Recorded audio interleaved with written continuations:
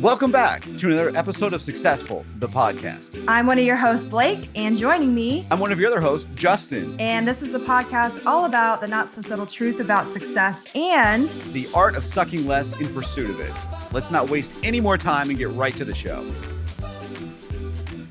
Blake, how are you? I'm good. How are you? You know, great. I got to tell you, there's some little curls in your hair today. You got a little flare going at the bottom there. Yeah, my hair is doing its own thing today. This is what it looks like in its most natural state when I don't really do anything to it. You know, similar. We are similar. I'm curly, though. You're more pointy. I'm pointy and my hair, I think the right term is it's fine and straight is what I've been told. It does what it does. And when my mom was out here for 2 weeks, whatever, it was really funny because she was just baffled. She's like, I don't know whose hair you have. I don't know whose hair you have because no one else in the family's hair does that. I'm like, well, maybe you had an affair. She's like, that's not funny. I'm like, well, did you? Well, you don't look anything like your brother. I did see that picture the other day. Well, she had an affair one way or the other. I'm not calling you out, Mom. I'm just saying, hypothetically, if you did, we're happy for you. Well, I got to tell you, this last weekend was kind of rough because I have been trying to get my LLC stuff together for publishing my book. And I will tell you, I've had LLCs in the past, but I don't remember it being this complicated. Nowhere does everything for you. You still have to figure a lot of stuff out yourself. And it has been somewhat of a nightmare. And over the weekend, I was like, all right, I've spent like a week and a half researching all this stuff. This weekend, I'm just going to go ahead with it. I'm going to spend the money and I'm going to get everything done and taken care of. And it was just one thing after another. It was, okay, well, wait, I need to make sure I have the stuff I need for the bank account. And then it was like, oh, wait, okay, now I need the stuff for the address and you have to have the address stuff first. Oh, wait, that takes several days to process. So long story short, I got the bank account done. I got the address done. That was it. And over the weekend, I was kicking myself because I felt like I hadn't made any progress, hadn't gotten anything done. And I had to sit down and be like, okay, it's not that no progress was made. It's that my measurement of the progress was different. I really had to dive into how I measure progress. And I think that kind of leads us into our topic today about making big and little decisions and realizing the mundane that is around us all the time that sometimes we think is influencing us differently than it actually is. Absolutely. And I got to tell you, that was a beautiful introduction there. I feel like you practiced that one and I'm almost jealous, Blake. I feel like you're up in the game here, which means I got to prepare my intros a little bit better, but you nailed it. And I think it's so funny because I'll tell you kind of a story that's very similar. So my daughter I talk about this in a blog too, but I'll quickly go through it here. So she's a big hugger. She hugs everyone. And I've always joked, like if a van pulled up, she'd be the first to get in. I'm like, don't ever do that. So I'm like, you're almost too nice. So we were in Denver and the front desk person, I don't know what you call them, receptionist, whatever the right PC term is. I'm not trying to be offensive to anyone. Whatever the person that works the front desk, whatever the right term is, please insert here. It was like probably 7 a.m. We're going down to meet everyone for breakfast. And she's been nice the whole trip. And Bailey, out of nowhere, just runs up to her, gives her a big hug and says, hope you have a great day. Later in the afternoon, we come back to the room and there's a little card that has a note on it. And there is a whole thing of like chocolate covered strawberries out. And it said, from so-and-so, thank you so much. I hope this makes your day because you certainly made mine. Aww. And it's a beautiful thing, but it makes me think just, along these lines of these little decisions that you make, these little things, whether you call them progress, however you're measuring this, those little decisions add up to big things. Something so mundane, like giving someone a hug, which is also weird because it's somewhat controversial in today's world. Going up and giving a stranger a hug resulted in not only making someone's day, but then in turn playing it forward for us. And so I think it's just a cool example of we're always shooting for the stars. We're shooting for that big, in business, they call it the North Star. What are these big, grand things that we're going for? And I think a lot of the times we need to truncate it down and realize that you don't leap forward, you progress forward. And you can only get to leaping by progressing. And it's interesting because it's those little steps, those little pieces that we often overlook and we don't appreciate that actually lead to success. Well, and I think that gets into kind of how you measure progress. And I've had to, over the years, go back and forth with this, but I even realized through this whole process this last weekend that I still do that. I still have this leaps and bounds mentality of like, okay, progress has to be A, B, C, X, Y, Z, because in order for me to recognize the progress, it has to be big enough to feel significant. But the problem is that most of the time, if you look back on all the things that you've done that were successful, that took time, like it took time. There was one thing after another little things that added up over this big span of time in order for you to reach that leap and bound. And it got me to thinking about the fact that if you're measuring even your success, let's just say in your career through leaps and bounds, that ends up trickling into the other areas of your life. And so I was on a conversation on a phone call the other day with a friend of mine, and she was having issues in her marriage. And she was talking about how, well, the problem is that my husband always sees things as end all be all, when oftentimes like things aren't always end all be all. There's always like a middle of the road, or there's a way for things to align with time. But he doesn't want to take any time. He just wants to get to the destination. And when you measure things like that, you start missing out on the little things. And you start realizing that those little things that feel insignificant and are little at the time are not little when you go back and you think on them. Because, for example, I mean, let's just say that you're like, oh, it's just a dinner. It's just a family dinner, whatever. We have a dinner every week. What if that particular dinner is the dinner that you have this life-altering conversation with your family member? How are you going to measure that if you don't even know exactly what's going to happen? And I think that gets into expectation. Woo. Yeah, that was a lot. I think it's even broader than that in that one instance, right? To me, because it's also about not only the expectation piece of it, but it's about the going forward with it, actually completing the task, because there's so many things that stand in your way that say, not today. You know, I have a headache. I woke up late. My hair's not perfect, whatever it is. But that doesn't happen for either of us. But for anyone else out there that happens to. No, you're always on point, as we like to say. Literally.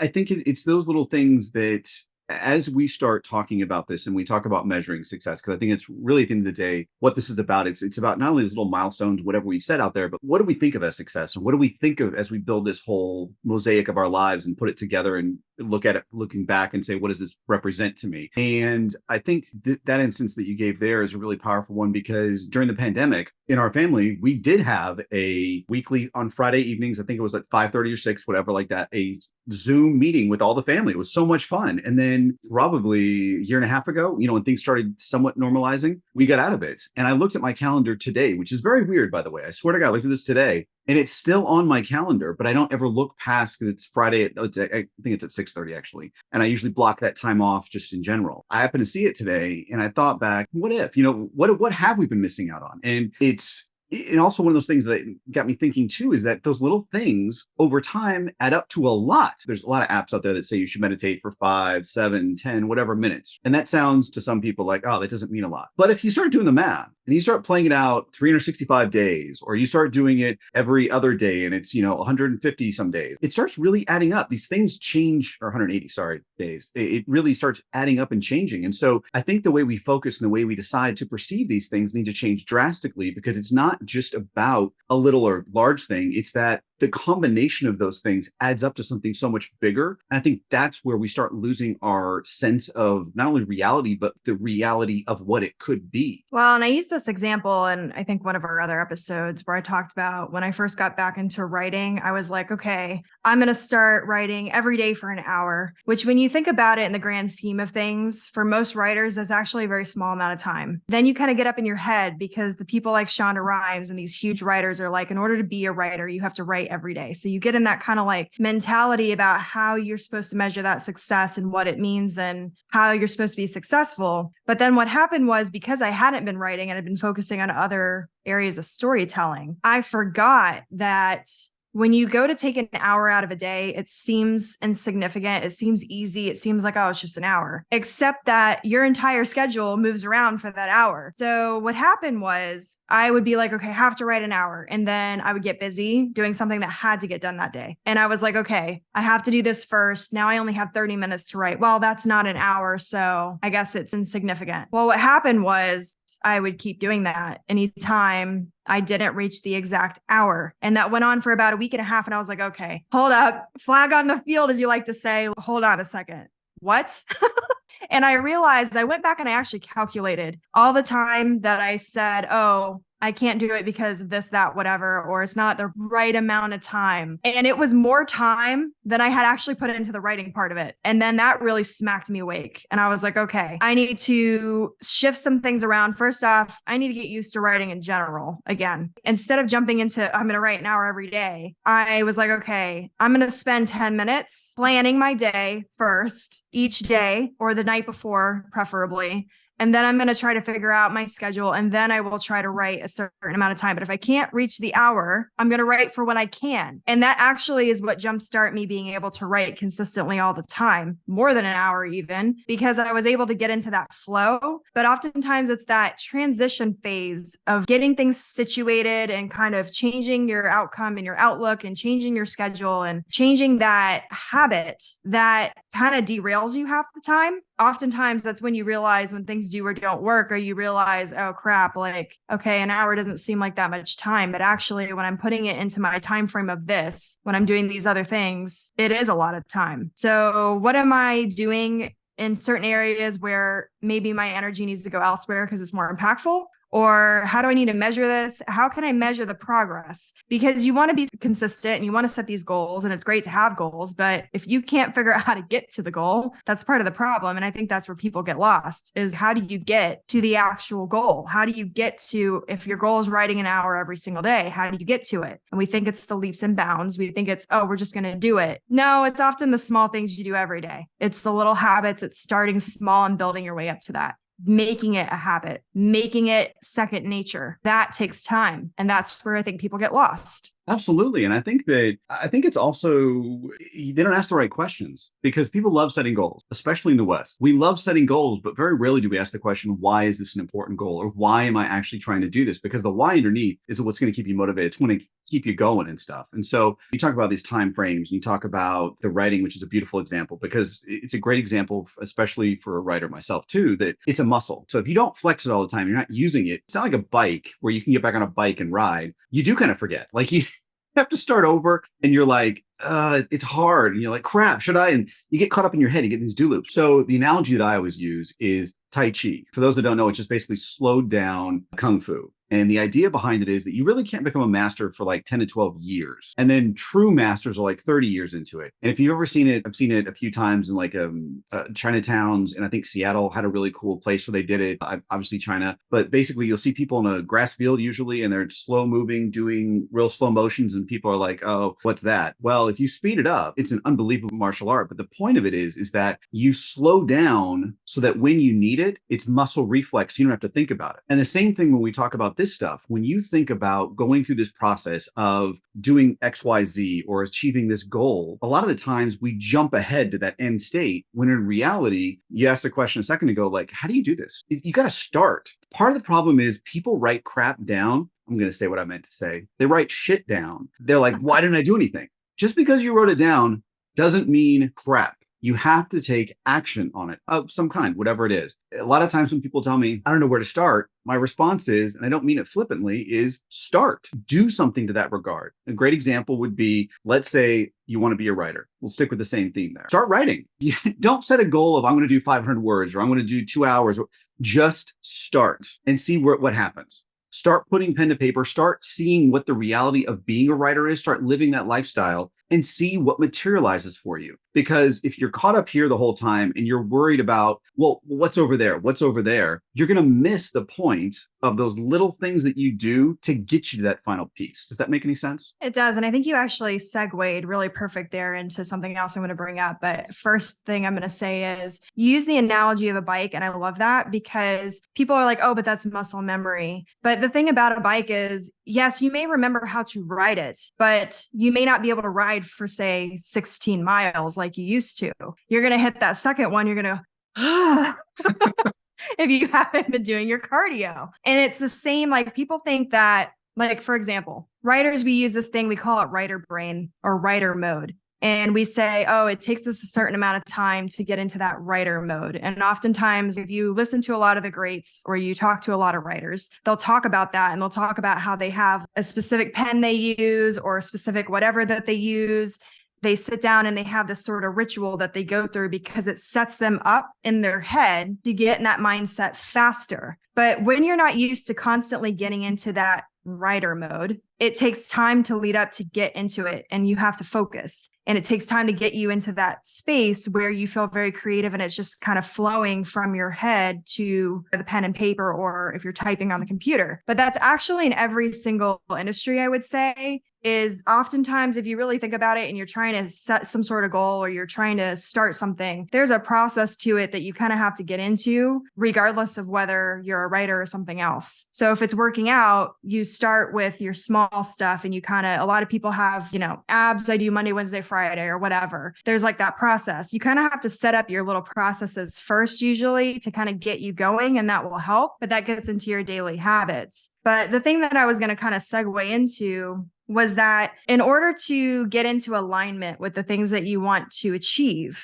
I've talked about this in some of my other content, and people are laughing because now we're kind of in the same spot, ironically, with what we're talking about here and what I'm talking about over there. I always talk about how with alignment, you have to unify and harmonize the different aspects of yourself. So instead of shoving down one thing or not feeding one thing in hopes that it disappears or it dissipates or it'll sever from you, you have to give it that space, and you have to figure out, okay, I'm going to give it this healthy space, and I'm going to give it that self-care and love that it needs in order to elevate to where I want to be on that level and make it a better version of itself. But in order to do that, you have to separate. And people are like, wait, what? You just said I have to harmonize. Now you're telling me I have to separate. You have to create that healthy space. Part of that is sitting down, and you can do it through meditation or through journaling, but it's separating your thoughts and feelings of these different pieces and aspects of yourself from your actual reality, and realizing, okay, am I making decisions based out of fear?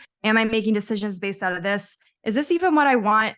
Or did I just go off on a different tangent or whatever because I wasn't focused on what I was trying to achieve? And I think that separation piece is something that's important to lead you to those healthy daily goals and daily habits. Because if you aren't aware what that even looks like, it's hard to get to the bigger picture.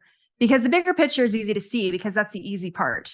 It's easy to see, okay, I want A, B, C, X, Y, Z. But in order to get there, you have to go through the whole alphabet, right?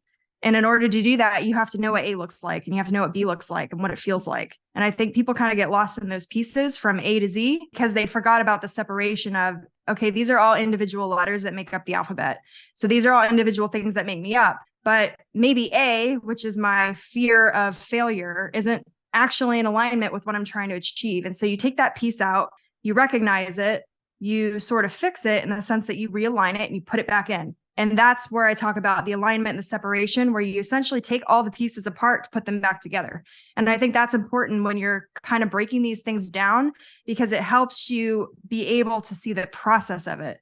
And that's, I think, where people get lost, is they don't know what the process is. And I think that's the easiest place to start. Yeah. And I mean, the only thing I would add to that is that I always ask the question of, am I busy or am I productive? And great one. I'll take my bow for those who aren't watching.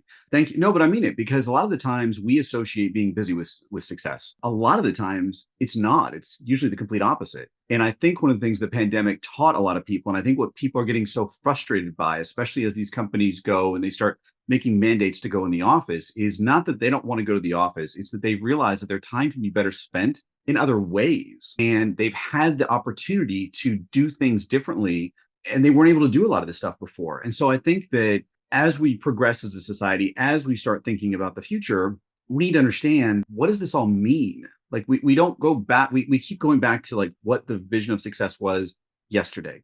But what does it mean for you tomorrow? And what does it mean after that? Because what your vision of success today is, I'll tell you right now, when I was 20 years old, I wanted to be, have my own TV show. I wanted to be a billionaire.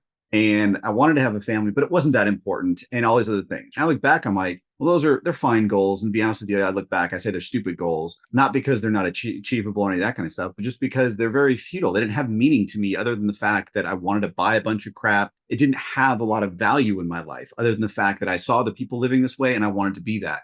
And once I started asking bigger questions and going after what I really wanted, everything changed for me. And I became, hopefully, I believe, a lot more happy out of it. I think that part of these little things, and instead of leapfrogging ahead, is if you're taking your time, if you're being methodical, if you're doing, and again, by being these things doesn't mean you're going slow. It just means you're being careful and you're being aware of what you're doing to proceed to that goal or that vision on this path, you can adjust. Whereas if you're leapfrogging and you get 50 paces ahead of somebody and all of a sudden the road ends and you go, well, shit, what do I do?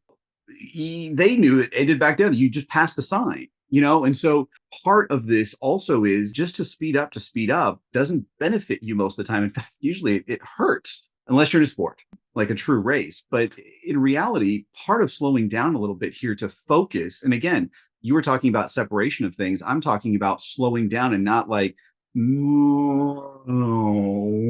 slow. I'm talking about. Can we get a replay on that? No. That was great. But no, I mean, not slowing down, like slowing down in terms of I'm not moving. It means being methodical in your approach. That is also what's going to help separate you. And you also start appreciating those small wins. One of the things I have on my desk, I'm looking at it right here, is this card that I got from when I was a coach. Well, you can't see it. Let me see if I put it in front of myself. It just says, "Thank you, Justin, Liverpool." And I put that up there as a reminder that anytime like I'm stuck, whatever, I'm like, okay, good. Focus. That's what it's about. It's about having an impact in some area. It's not searching for those compliments, not searching for those things, but this was a thing I did twice a week, a little soccer club that I've talked about off and on here for my 7-year-old son, and realizing that I had an impact there. Something that's very mundane that most people are like, I'm not, my favorite thing that people tell me is I don't do things for free. And I just say, well, then you're a douchebag. Because part of what makes our society so great is that we do have charity. Of course, I want you to make money, but you got to give also to receive. I think that little moments like that and those reflections in terms of why did I do that? I had an impact. Okay, cool. I'm going to stay focused and do this and do it for this reason. You keep using a word that I think is really important, and that is impact. And so my, affirmation for this era of my current life is I am a master at transaction. And the reason I use the word transaction is because I talk about how energy and time, the time that you give to things, is the universal currency and the universal language, regardless of where you go. And so if you are a master at where you're putting your time and energy, you can master a lot of different areas of your life simultaneously. And part of that, I think, comes from figuring out where your time and energy gives that impact the most and where that impact aligns with where you're trying to go and what you're looking to achieve. Impact is so important because I think we get caught up in the idea, and actually you brought that up too, the idea that you have to give to receive. But people sometimes fall into that overgiving and they're not giving to themselves or receiving equally. And so when they're giving to the wrong things, you end up spinning your wheels and putting all this time and energy to something that's not giving back in any kind of way and is not actually making an impact, where you could actually make a bigger impact elsewhere. And I think that's where people kind of get caught up in that aspect of the charity part, or the like, I don't do things for free, and those types of boundaries, because they haven't quite figured out or learned where that boundary needs to be in terms of their time and energy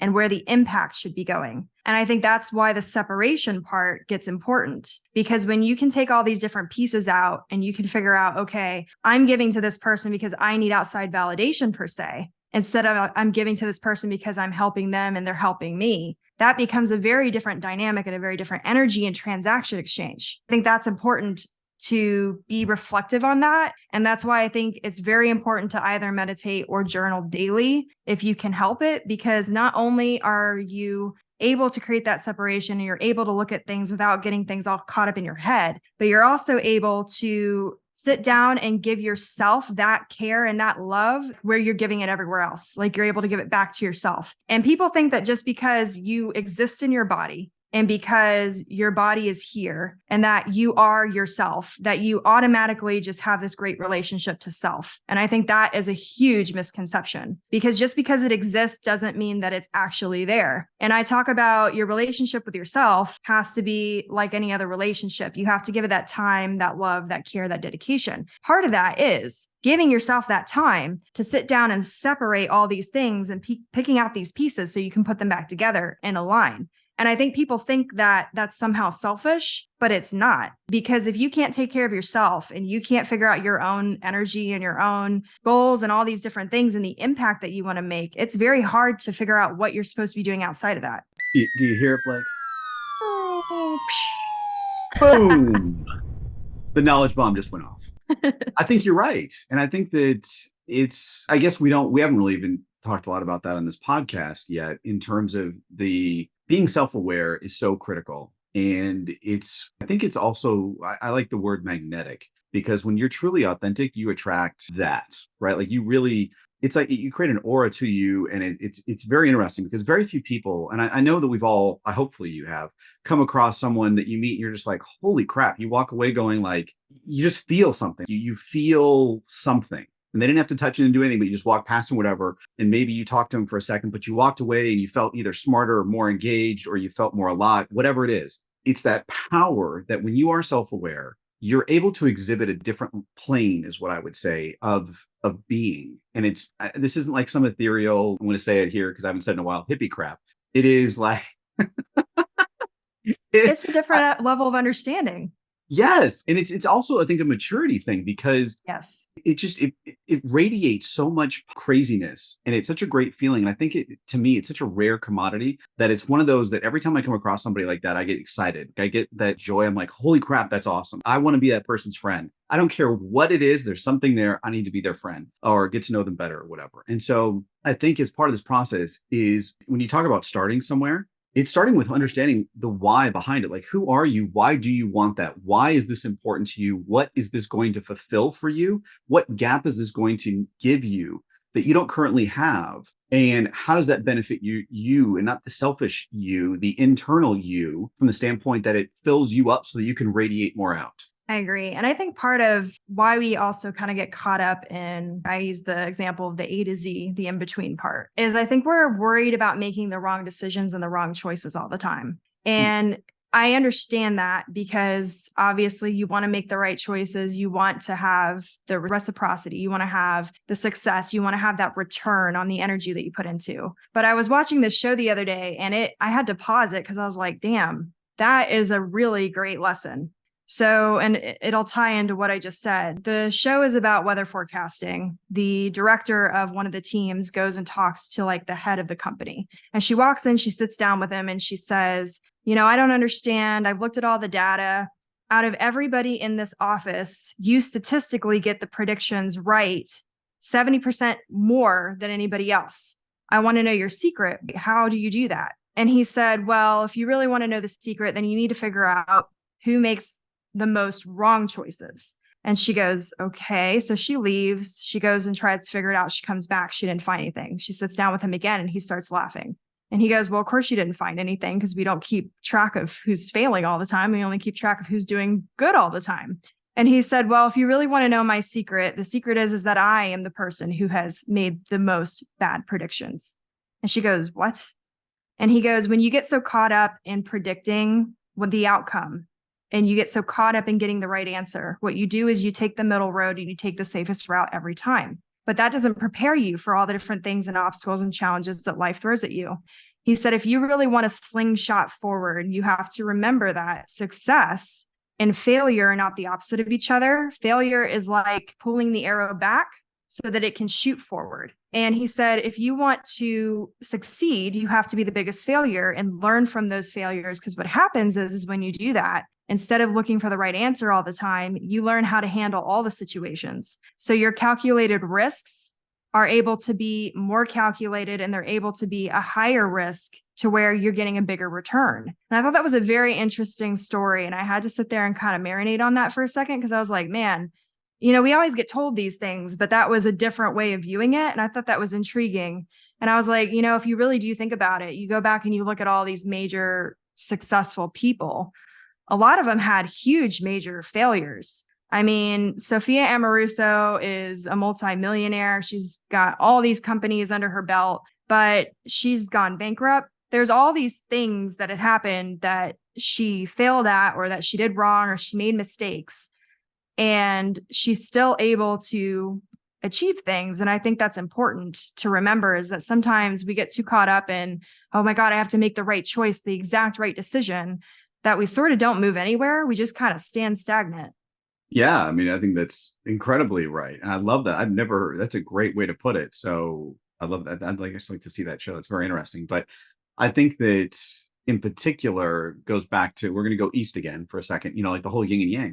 success means nothing without failure, because you can't, I think we even talked about this last time. You can't have success if there's no failure, because there's nothing to compare it to. If it's only going up, then it means it's going up. I think that understanding that those lessons are really important. And by taking those steps, by slowing down, you ponder and you can learn as well from other people, because you don't want to always make those mistakes. One of the reasons I love to read or take classes is because I like to learn what other people did that worked. So I don't have to worry about, will it work or not work? Like that kind of thing. So I can leapfrog ahead that way. And that's kind of that secret sauce is where I was going to go in a second here with this, is that there's ways to leap ahead. And it's by learning exactly what you said. It's by learning from other people's mistakes or your past mistakes or seeing something on TV. My analogy is going to be this. I saw it Sunday night, maybe Monday night. Anyways, there's a new program on Netflix, and I love nature shows. And it's Planet Earth, I think 2, whatever. And I'm excited to see this. Oof. It's on my must-watch list. All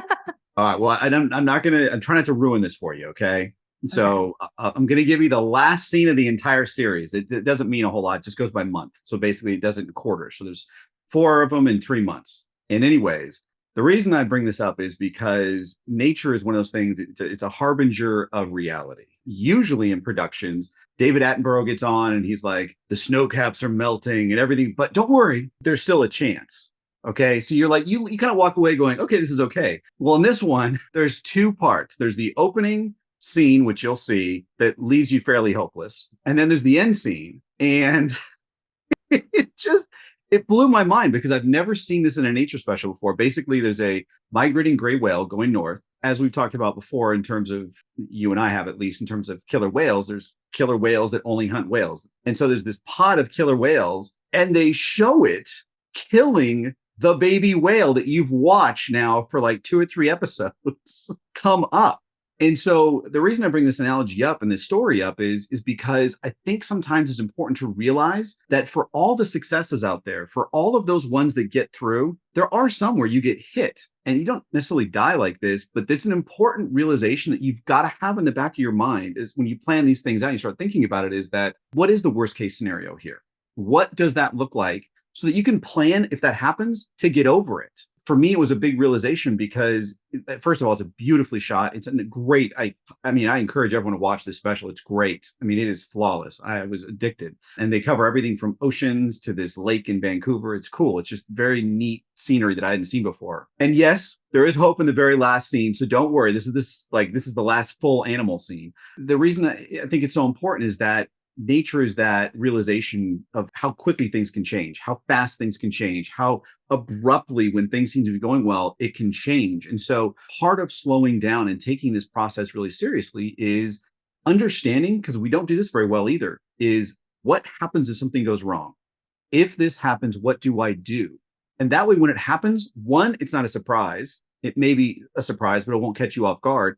And 2, you have a plan. So your stress levels go down, your cortisol goes down, and you're able to focus and get back on track much more easily and readily. And yes, someone please post below, because I'm going to answer for you right now. Yes, sometimes things catch you totally off guard. You can't plan for everything. You can plan for most. By slowing down, by appreciating the progress you've made, it's also easy to go back to what you said earlier. If you're journaling, you can find out, okay, this was working here, and you can start a new course from that one part instead of going back through and going, I don't know what happened. Slowing down and doing these things is so important as we go forward here, because it will speed up. It will let you get ahead much more quicker, because when you have a setback, when you have things that catch you off guard, and you've got things that are going on that you go, holy crap, what am I going to do here? You'll at least have a semblance or some rough idea of what to do, so that you're ahead of 99% of the other people out there. Does that make sense? It does. And it brings me to kind of 2 analogies. The first one is, like, I keep thinking about the fact that when you're running really fast, things kind of go past you in a blur, right? When you start slowing down, you start noticing the different things that are around you and the different opportunities. And sometimes we get so caught up in running so quickly to the next thing that a lot of these small things that seem insignificant were huge opportunities that would have led to something greater, but we were too caught up in the outcome to see that. I think that's also a problem that happens when you're trying to figure out your decisions and you're trying to figure out your progress. But the other thing is that you're talking about nature being a great metaphor. But I think it's also that it's not just nature in general, like as in animals, but also the seasons. Mhm. Nobody mourns the flowers that die because we know that in the next season, they're going to rebloom. There's going to be times when things have to end. There's going to be times when things go wrong. There's going to be endings that happen, but there's going to be another season. And sometimes I think when things are going wrong, we get caught up in that, oh, it's just going to be like this forever. But it's not. It just sucks at the time. And I think we have to get out of that mentality. And that's also why that separation is important. Could not agree more. And I think that putting those pieces together, I think is really powerful because the seasons are important. And I think that if you look at your life in terms of seasons, so one of the things that I tell people when we talk about these things, this is about seasons as well, is think about your life if it was a reality TV show. Because when you're watching a reality TV show or a movie in general, but reality TV, somewhat reflective of reality, you can see, kind of forecast where this is going, or you can look back and say, oh man, I shouldn't have done that.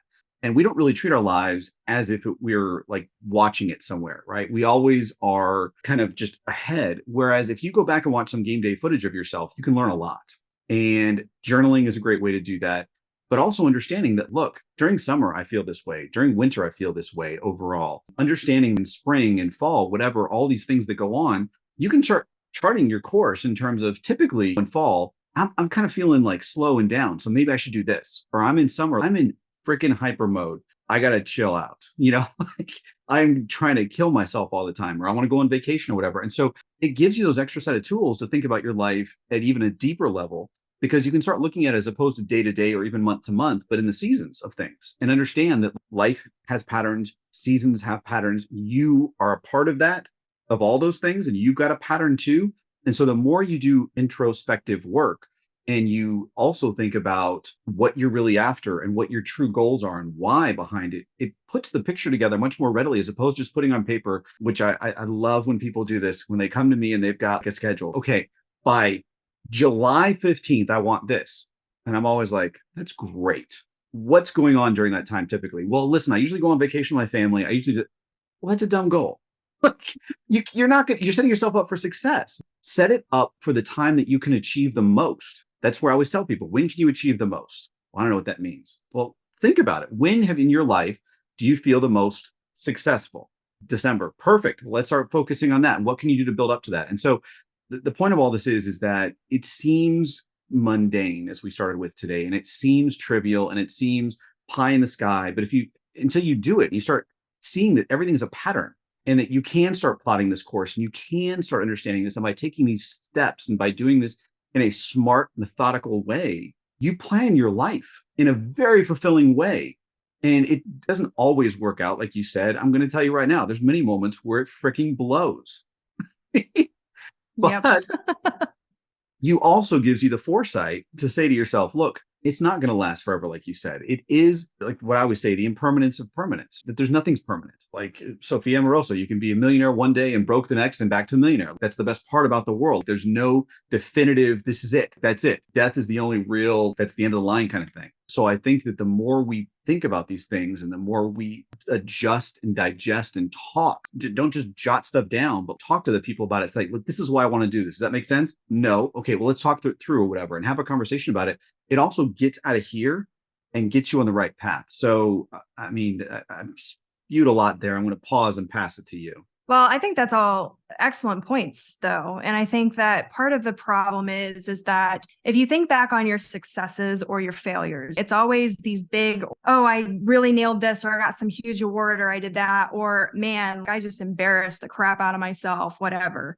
And I think because we see things in the past that way, we think that that's how leading up to it is meant to be. But oftentimes, regardless of whether you really nailed something or you really embarrassed yourself with something, there were a lot of steps that went into that, but we forget about that part because it feels insignificant.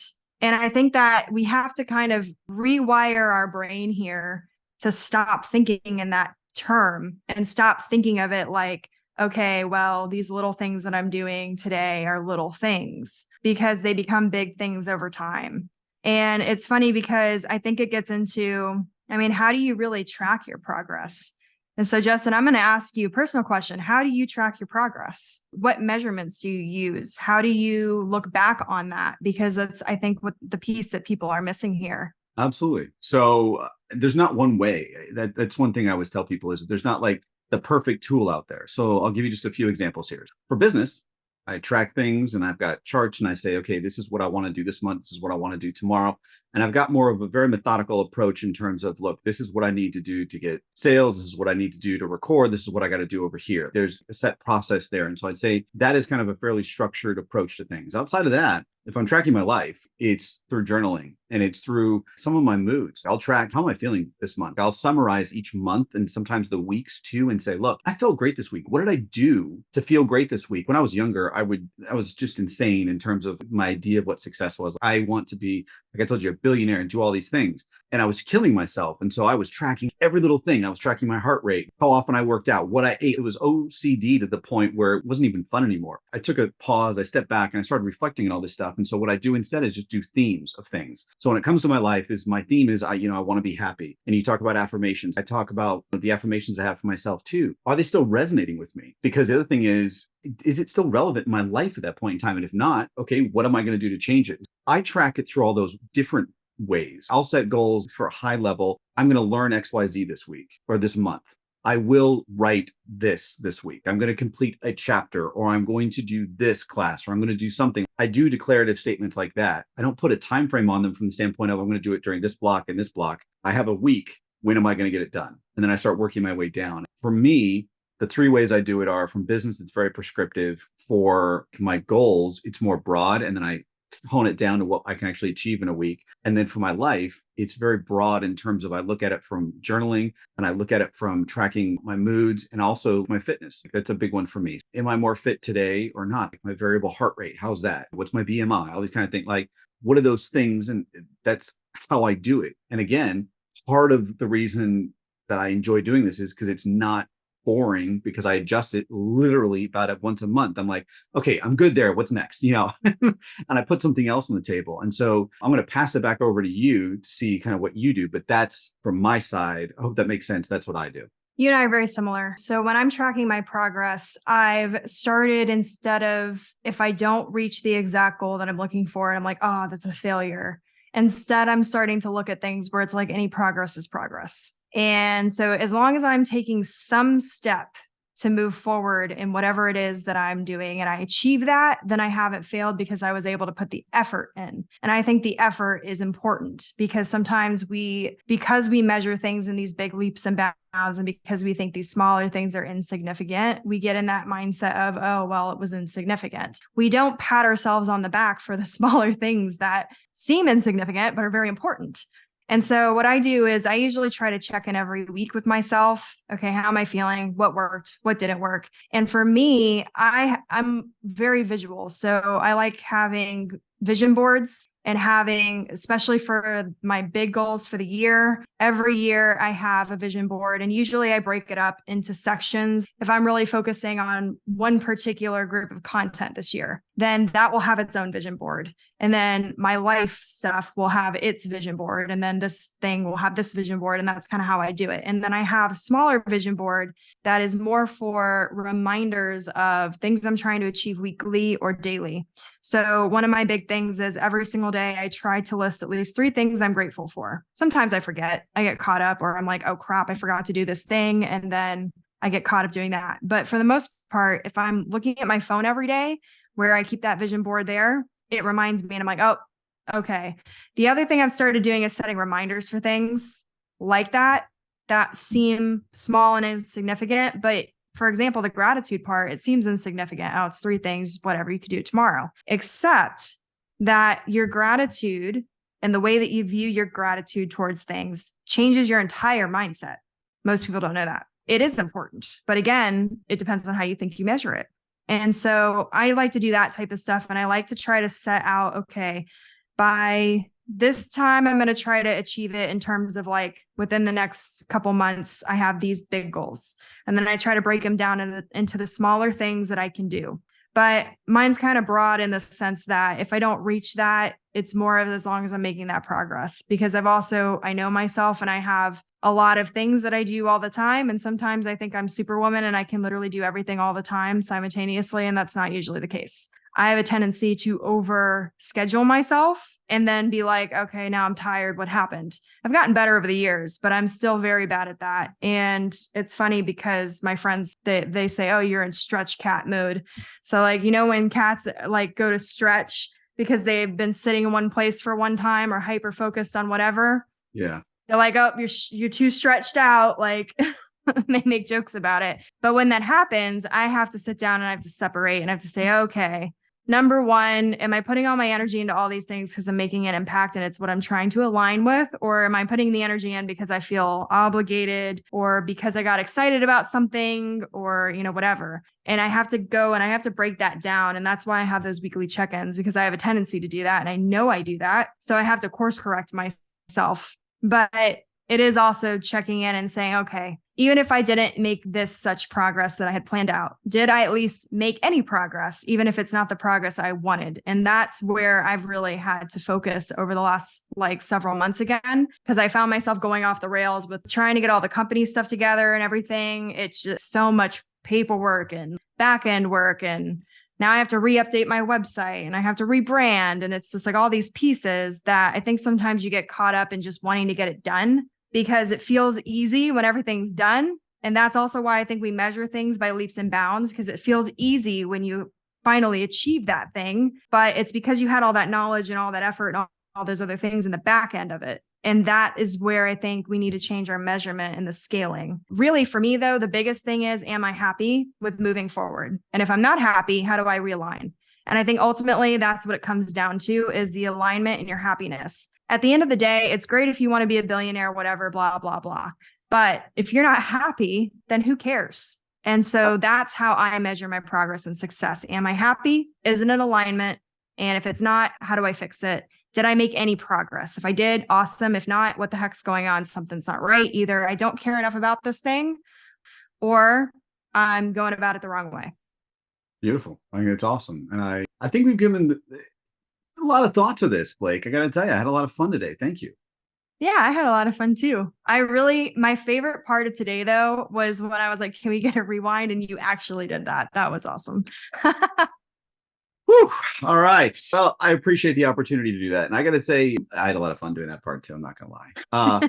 But no, that was a great episode as usual. And I think we gave a lot of really specific, fun things for people to do. And it's fun to learn more about how each of us think. So thank you. And as usual, let me see if I can do it today. Oh, too high. There we go. High five to you.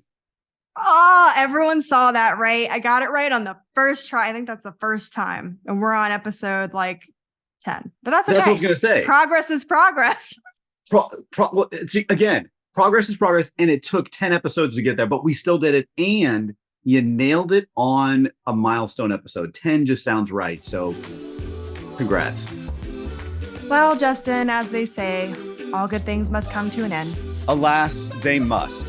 However, this isn't the end, because next week, same time, same channel, we drop another episode.